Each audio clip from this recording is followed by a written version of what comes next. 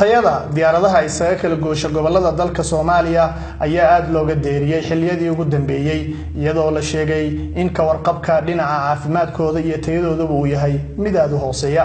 haddaba waxaanu ka wareysanay mid kamid ah dadka sida aadka ah ugu dhuunduleela isla markaana aad uga warqaba tayada diyaaradaha localka ee ka shaqeeya gobolada dalka Soomaaliya.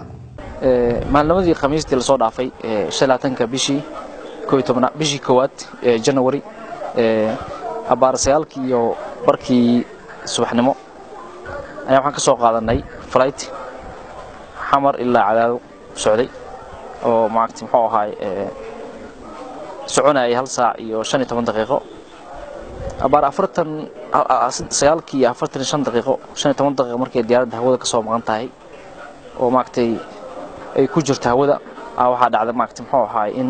diyaaradii motor kamida motoradeedii oo mid fariisto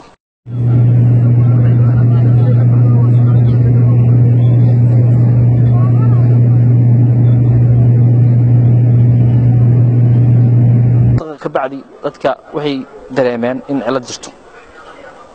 diyaaradii muxuu ahaay xoogaa inaysan stable ahayn dadkii maagti muxuu ahaay shaqaalaha diyaaradda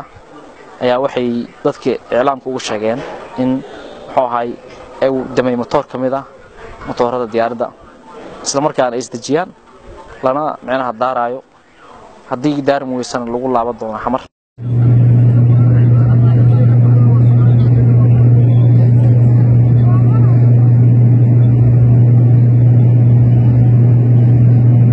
runtii jawiga diyaaradda dadku waxay noqdeen kuwo quraanka akhristo wada aamusay oo shib ay ka soo wada hartay runtii xaalad aad maagtay oo cakiran ay ahayd oo khatarteeda la runtii hadduu motorkaas kala demo waxay noqon kartaa diyaaradda in automatically dhulka ugu soo dhacdo ayadoo maagtay muxuu ahaa intaas oo kuna feed hawada kor ay u jirtay runtii markuu ugu horeysay waxaan dareemay xoogaa inay tahay cilada sabay karo laakiin markii diyaaraddii la isku dayay motorkii la kici waayay runtii waxaan dareemay xaalad aad u xun runtii weligay ma arkin diyaarad noocaas maagtay muxuu ahaa motorka uu damay runtii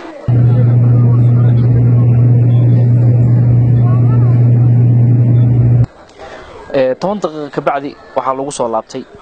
airportka xamar abaar 4 iyo dhowr daqiiqo ayaa xamar ku soo laabanay runtii ayadoo dadku ay wada cabsoonayaan ilaa diyaaraddu ay ka soo degaysay dadku waxa ku wada jirtay cabsi iyo qof dadkii inay ka soo fuqweysan neefta runtii xaalad aad u khatar runtii qalqal aad u weyn iyo cabsi aan dareeno runtii oo aan maagtay muxuu ahaay aan hadda ugu hadli karin laakiinse ilaa habeenka xataa aan ku hurdi waayay ku qar waayay runtii marka runtii waxyaabo ugu badan oo problemka ah oo jira waxay tahay in aan la hubin diyaaradaha u kala gooshaayo ama local ka ahaadaan ama international ka ahaadaan ama wadamada dariska ahaadaan international marka ka hadleeno inaan la jeegarin safety-ga diyaaraddaas